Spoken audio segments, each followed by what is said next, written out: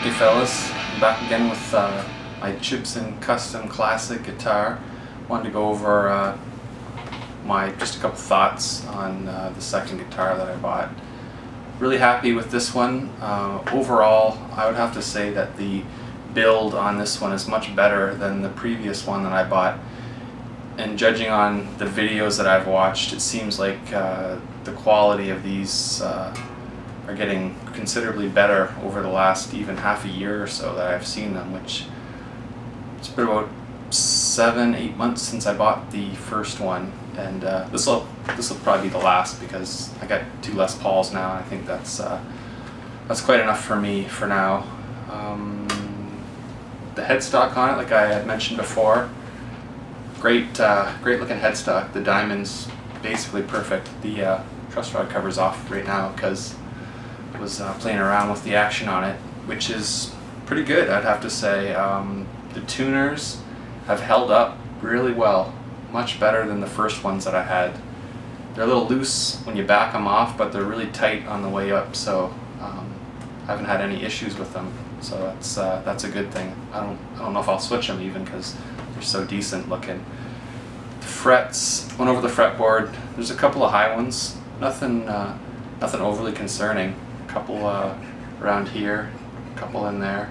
I think maybe the 6th and the 12th are a bit dodgy, but that's hasn't really affected me too bad. I'll probably take them down a little bit. See when I have time to do that.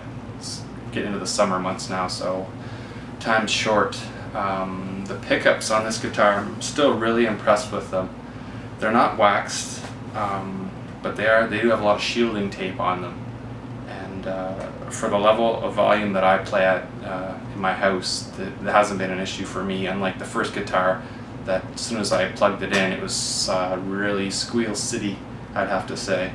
So I probably will switch them out eventually because, I mean, really this guitar sounds like a Les Paul should or would or could. And I really wanted to make it sound different. I would think that all my guitars, I want them to have a different sound if possible.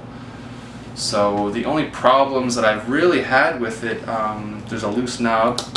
It's stripped, I guess. Tried to fix it, but that's no problem. I think I'm gonna rewire it anyway, just for fun. And like I said before, the wood on the angle, I don't know why they had to match it up with such a widely different pieces of wood looking, but you know, that's kind of unfortunate. But nothing that really bothers me. I'll throw in a few sound bites. I'm not going to go to the extent of the last video just because I think they're so similar, and with all the fellas out there putting these videos out, I think they're all fairly accurate. This one actually sounded pretty decent out of the box, I have to say. Neck pickup's okay. The bridge one's it's pretty nice. I like it. Maybe I'll use it in a different project or something. The hardware on it's pretty good. Had no issues. This bridge, the Tune-O-Matic style, this one was a lot better than the last one. It's not buzzing at all. So probably keep that on there.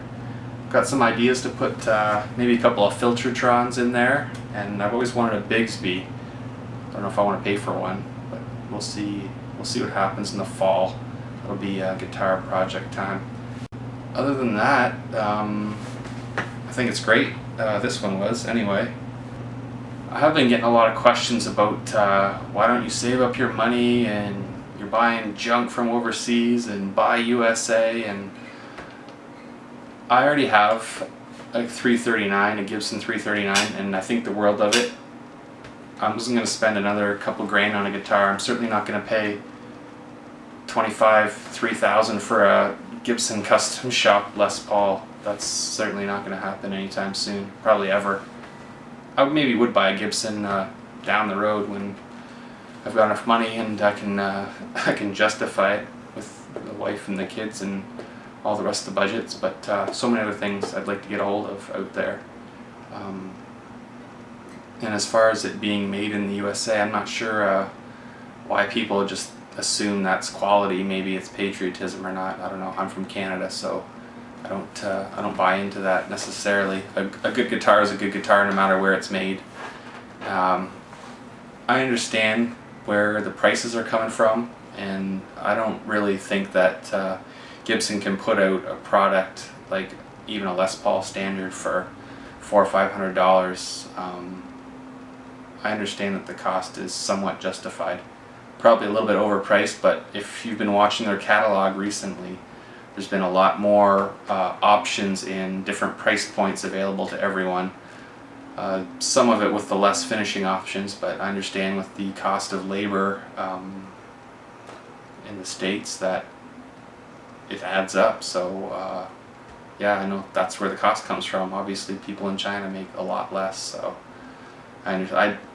for the life of me, I can't even understand how they could send me this to my front door for under $300. That, to me, that doesn't make any sense. It makes more sense why you have to pay $2,000 for a Les Paul standard than you would getting one of these for $300 delivered to your door. So I think that's my position on those things. I don't want a studio, didn't want one. Nothing wrong with them. It's great if you want them. I wanted something with a little bit more appointments, a little fancier. That's what I wanted. Plus, I don't want to buy a guitar that sounds like my other guitar already. I wanted to buy something to have fun with and to fix up, so I'm not going to spend good money on a guitar that I'm going to tear apart. If I'm going to buy a good guitar, I want it to just be perfect when I buy it, so I wasn't expecting perfection in these, and overall I've been pleased with the two I have. So if you have any more comments or questions, let me know. I'll help you out. And cheers to all my Chibson buddies out there. The club seems to be running pretty smooth these days. All the drama looks like it's gone. So good luck, happy hunting, and cheers, boys.